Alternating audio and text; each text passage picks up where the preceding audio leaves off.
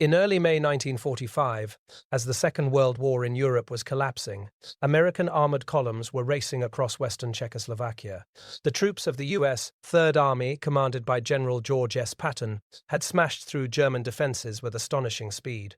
Ahead of them lay Prague, just 60 miles away.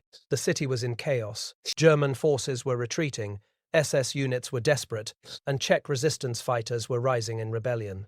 To many American soldiers, Prague seemed like the next obvious objective. They had the momentum, the firepower, and the confidence. The war in Europe would officially end on May 8th, but on the ground, combat still raged. For Patton and his men, Prague represented not only a military prize, but a symbolic liberation of a historic European capital. Yet history would take a different turn. Despite being within striking distance, American forces would halt. They would not enter Prague. Instead, they would stop, waiting, watching, and eventually pulling back. The decision would become one of the most controversial choices of the final days of the war in Europe. General George S. Patton was not a cautious commander. Known for his aggressive tactics and bold maneuvers, he believed in relentless pursuit. His Third Army had already liberated large portions of France after the Normandy invasion and smashed through German lines during the Battle of the Bulge. By spring 1945, his forces were deep inside former Nazi territory. When American reconnaissance units reported that Prague was vulnerable, Patton reportedly wanted to push forward immediately. To him, the idea of halting so close to a major objective seemed absurd. The German army in the region was fractured, supply lines were collapsing, and morale was shattered. Militarily, Prague appeared within reach. But warfare in 1945 was no longer only about battlefield tactics. It was also about diplomacy, alliances, and the political future of Europe.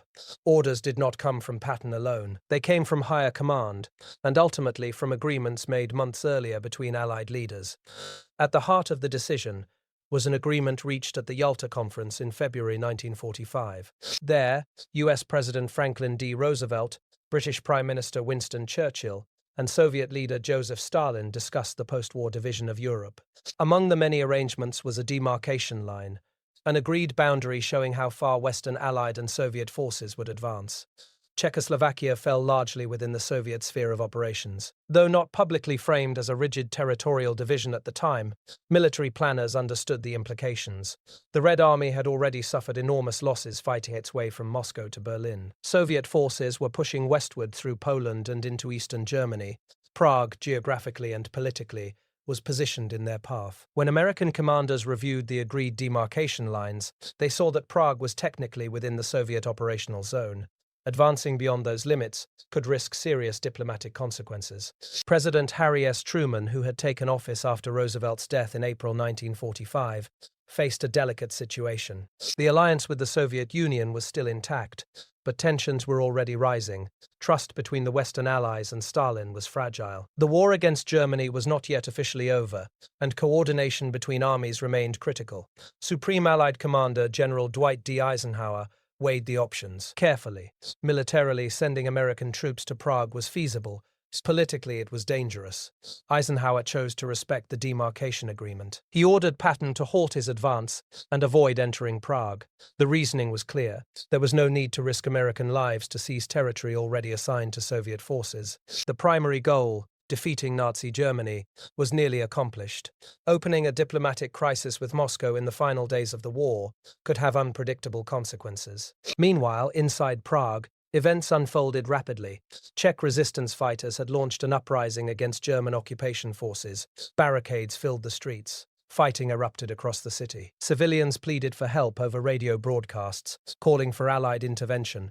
They hoped American troops, already so close, would come to their aid.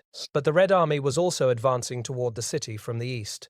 Soviet commanders viewed Prague as both a strategic objective and a political symbol. Liberating the city would strengthen Soviet influence in post-war Czechoslovakia. Time was running out, and every mile mattered. The Americans, respecting the halt order, remained west of the demarcation line. The Czechs would not see American tanks rolling into their capital. On May 9, 1945, Soviet forces entered Prague after fierce fighting. German troops surrendered, and the city was officially liberated by the Red Army. For the Soviet Union, this was a powerful propaganda victory. It reinforced their role as liberators of Eastern Europe. For many Czechs, gratitude towards Soviet soldiers was genuine, especially after years of Nazi occupation. Yet others wondered what the future would bring. American troops remained in western Czechoslovakia for a short period, Libe, rating cities like Pilsen. But Prague, and the political heart of the country, was firmly within Soviet reach.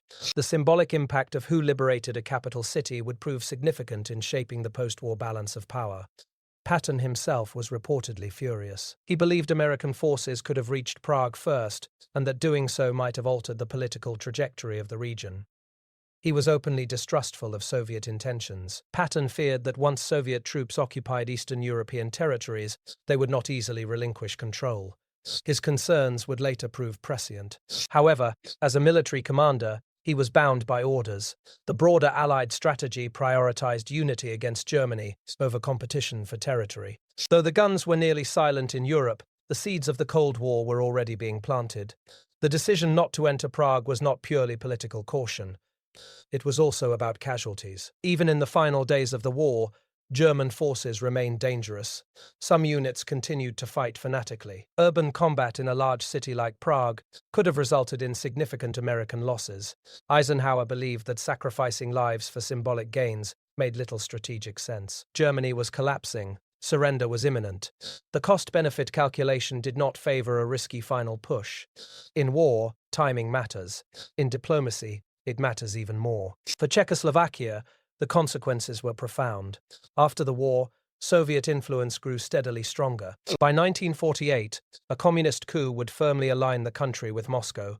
Many historians later speculated whether an American liberation of Prague might have changed this outcome. Would a stronger Western presence have balanced Soviet dominance, or would post-war agreements have led to the same result regardless? The answers remain debated. What is certain is that the events of May 1945 shaped the geopolitical map of Europe for decades. The halt, 60 miles from Prague, symbolized a turning point. The wartime alliance between the United States and the Soviet Union was based on necessity, not trust. As Nazi Germany fell, ideological differences resurfaced. The Americans envisioned a Europe rebuilt through democratic governments and economic recovery.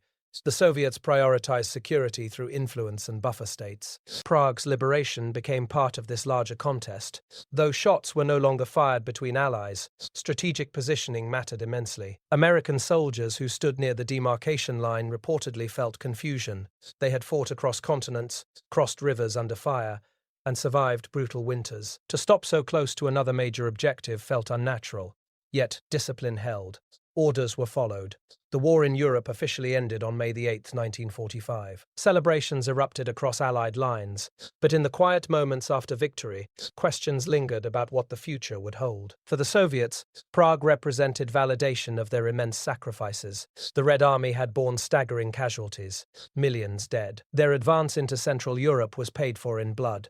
From Moscow's perspective, liberating Prague was both strategic and just. Western leaders, though wary, acknowledged that Soviet contributions had been decisive in crushing Nazi Germany. Maintaining diplomatic balance during this fragile moment was paramount. In hindsight, the halt before Prague is often viewed through the lens of the Cold War. Once tensions escalated between East and West, critics questioned whether stronger American positioning in 1945 could have limited Soviet expansion. But at that moment, leaders prioritized stability. The war against Japan still raged in the Pacific. Global strategy required focus and unity. General Patton would not see the Cold War unfold. He died in December 1945 after a car accident. Yet his suspicions about Soviet intentions echoed in later years. The Iron Curtain would descend across Europe, dividing nations that had recently celebrated victory together. Prague would remain behind that curtain until the Velvet Revolution of 1980. 60 miles from Prague, history pivoted. The American general who could have advanced chose obedience to alliance agreements. It was a decision rooted in diplomacy, strategic caution, and the complex realities of coalition warfare. Though the guns of World War II were falling silent, a new global rivalry was emerging. The halt before Prague was not a moment of weakness, but a signal that the battlefield victory was giving way to political struggle. In those final days of May 1945, the map of Europe was being drawn not only by tanks and artillery, but by agreements, trust, and the fragile hope that peace could endure.